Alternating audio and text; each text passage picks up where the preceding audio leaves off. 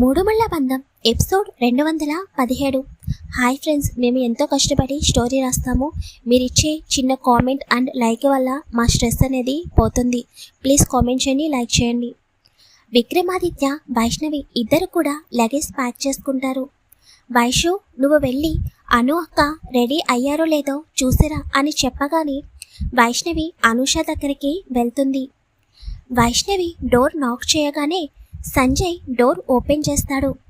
సంజయ్ని చూసిన వైష్ణవి చిన్నగా నవ్వి, అన్నయ్య మేము రెడీగా ఉన్నాము, మీరు వదిన రెడీ అయ్యారా, లగేజ్ ప్యాకింగ్ అయిపోయిందా అని అడగగానే అంతా అయిపోయింది వైష్ణవి, ఇంకా మీ వదిన మాత్రమే రెడీ అవ్వాలి. మీ వదిన రెడీ అవ్వాలంటే చాలా టైం పట్టేటట్టుంది అని అనగానే అను వెనకాల నుండి వచ్చి సంజయ్ భుజంపై చిన్నగా కొట్టి, నేను ఎప్పుడో రెడీ అయిపోయాను, మీరు నాపై కామెంట్స్ చేయడం ఆపి వెళ్ళి లగేజ్ బయట పెట్టండి అని అంటుంది. ఏంటి, ఇంట్లో అంతమంది మేడ్స్ ఉండగా నన్ను లగేజ్ బయట పెట్టమంటావా అని సంజయ్ చిరుకోపంగా అంటుంటే వాళ్ళిద్దరి మధ్య జరిగే వార్ని వైష్ణవి చూస్తూ చిన్నగా నవ్వుకుని నేను వెళ్తున్నాను అని చెప్పి అక్కడి నుండి హాల్లోకి వస్తుంది. వైష్ణవి విక్రమ్ రూమ్కి వెళ్ళడానికి లిఫ్ట్ దగ్గరికి వెళ్తుండగా వైష్ణవి అన్న పిలుపు విని వెనక్కి తిరగగానే తనకి కొంచెం దూరంలో ఉంటారు రాజేశ్వరి గారు. వైష్ణవి రాజేశ్వరి గారి దగ్గరికి వచ్చి చెప్పండి అత్తయ్య అని అనగానే లోపల కోపంగా ఉన్న పైకి మాత్రం నవ్వుతూ ఎక్కడికో వెళ్తున్నట్టున్నారు, నాతో ఒక మాట కూడా చెప్పలేదేంటి వైష్ణవి అని అనగానే వైష్ణవి మనసులో అదేంటి విక్రమ్ గారు అత్తయ్యతో ఏమీ చెప్పలేదా అని అనుకుంటూ అవునత్తయ్య ముంబై వెళ్తున్నాము, విక్రమ్ గారు మీకు ఏమీ చెప్పలేదా అని అడుగుతుంది.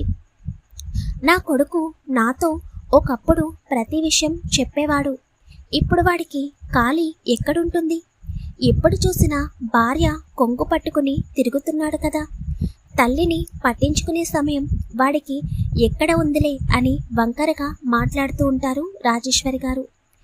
రాజేశ్వరి అలా అంటుంటే వైష్ణవికి మనసులో బాధ కలుగుతూ ఉంటుంది.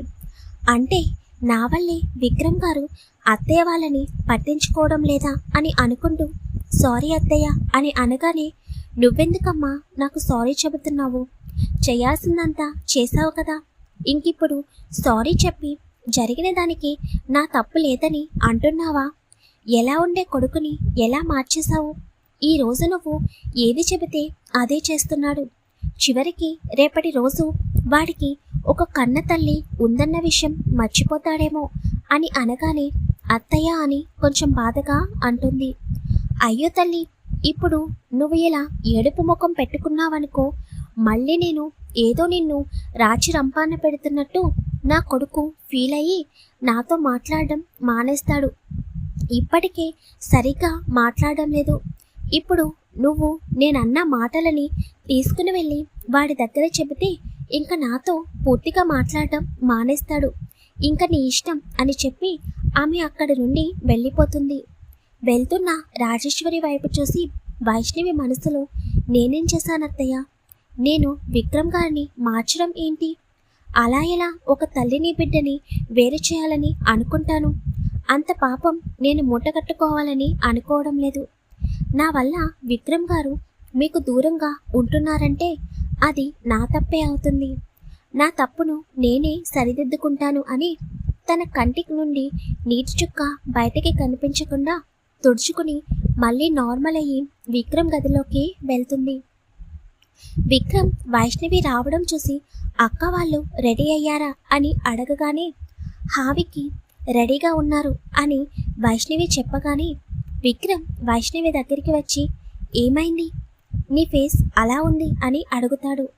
వెంటనే వైష్ణవి విక్రమ్ వైపు చూసి లేదే, నేను మామూలుగానే ఉన్నాను అని అనగానే ఇందాక నీ కళ్ళల్లో కనిపించిన సంతోషం ఇప్పుడు నాకు కనిపించడం లేదు వైషు, ఏమైంది అని విక్రమ్ అడగగానే అయ్యో నాకేమవుతుంది, నేను చాలా బాగున్నాను, నీకే అలా అనిపిస్తుందేమో అని వైష్ణవి చెప్పగానే సరే వెళ్ళి ఫేస్ వాష్ చేసుకుందా అని విక్రమ్ చెప్పగానే వెంటనే వైష్ణవి ఫేస్ వాష్ చేసుకోవడానికి వెళ్ళిపోతుంది.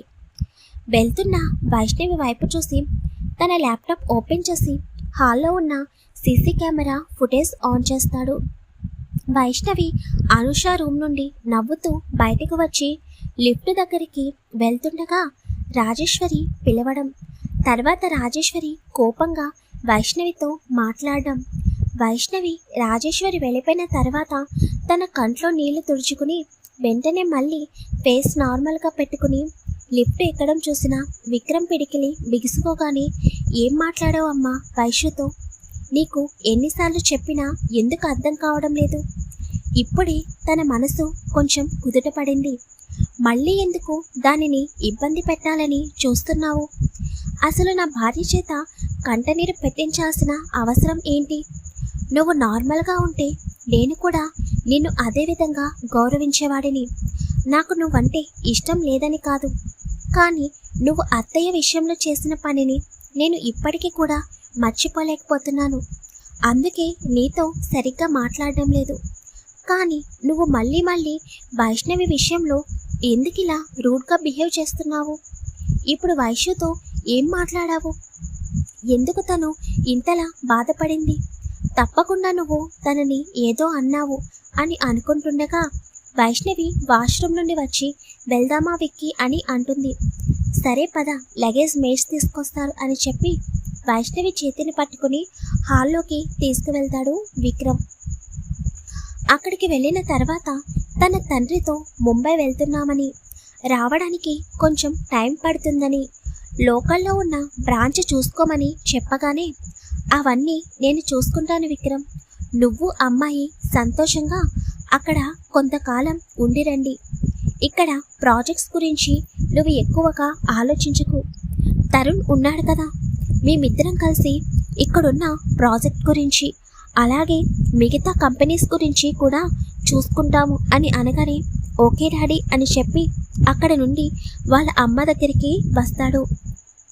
రాజేశ్వరి గారు విక్రమ్ని చూడగానే వెళ్తున్నట్టు ఒక విషయం కూడా చెప్పలేదేంటి విక్రమ్ అని అనగానే, చెప్పాలనే అనుకున్నాను, కానీ కొంతమంది చేసే పనుల వలన కొంతమందికి వాల్యూ ఇవ్వాలని అనిపించడం లేదు అని కొంచెం కోపంగా అనగానే, వైష్ణవి విక్రమ్ చేతిని గట్టిగా పట్టుకుని విక్రమ్ వైపు చూస్తుంది. విక్రమ్ వైష్ణవి భుజం చుట్టూ చేతులు వేసి వాళ్ళ అమ్మ వైపు చూసి, ఈ ఇంట్లో ఏం జరిగినా నా కను సైగలను దాటి ఏది జరగదని నువ్వు గుర్తుంచుకో అమ్మా. ఇంకొకసారి నా భార్యతో నువ్వు ఏదన్నా తప్పుగా మాట్లాడినా తన కంట్లో నుండి కన్నీళ్లు రావడానికి నువ్వే కారణం అని తెలిసినా నేను అస్సలు సహించలేను. నీ వలన ఆల్రెడీ ఒక పెద్ద తప్పు జరిగింది. ఆ విషయాన్ని నేను ఇప్పటికీ మర్చిపోలేదు. ఇంకొక తప్పు చేసి నీ కొడుకుని శాశ్వతంగా దూరం చేసుకోవాలని అనుకోకు అని సీరియస్గా చెప్పగానే రాజేశ్వరి షాక్లో అలాగే విక్రమ్ వైపు చూస్తూ ఉండిపోతుంది. మరి నెక్స్ట్ పార్ట్లో ఏం జరుగుతుంది అనేది తర్వాత తెలుసుకుందాం. స్టోరీ తప్పకుండా కామెంట్ చేయండి. వీడియోని లైక్ చేయడం మాత్రం మర్చిపోకండి.